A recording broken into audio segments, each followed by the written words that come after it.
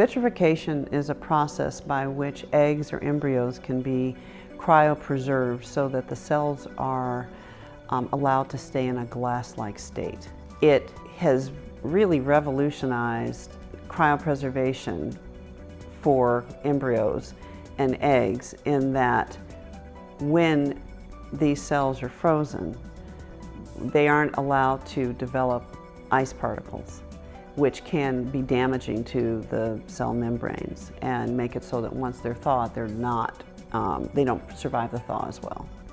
With vitrification, because there is no opportunity for ice crystal formation, the embryos and the eggs are preserved so well that when they're thawed, it's almost as if they were never cryopreserved in the first place.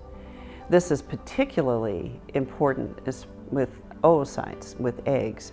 The egg is a large cell, and when you freeze it by what was traditionally what we call a slow freeze process, ice crystals could form and therefore damage the cell.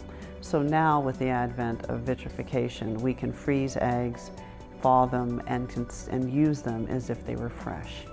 And embryos, when we freeze them and thaw them, when they come out of the freezer, they are in the same state they were before they're frozen. So for IVF, it's great because cryopreserved embryos can give pregnancy rates that are very similar to the pregnancy rates that we have with fresh embryos.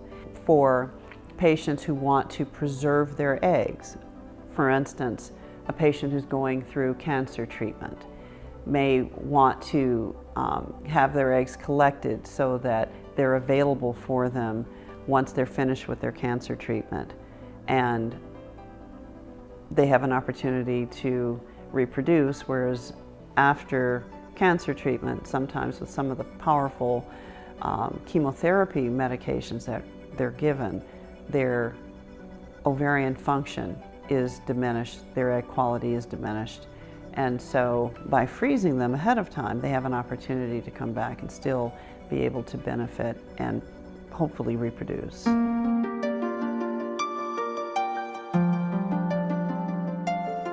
One of the other advantages of vitrification and the fact that it gives us the opportunity to freeze eggs and later thaw them and use them very effectively as if they were fresh eggs is that with egg donation cases, there are patients who are older or who may have lost their ovarian function and would like to conceive and need to take advantage of doing in vitro fertilization using donor eggs. It is a cumbersome process that typically entails synchronizing a recipient cycle with the donor cycle and stimulating the donor. The coordination that is necessary with synchronizing the donor and the recipient can be very cumbersome. The opportunity to stimulate donors, retrieve their eggs, and then freeze them makes that process much less cumbersome.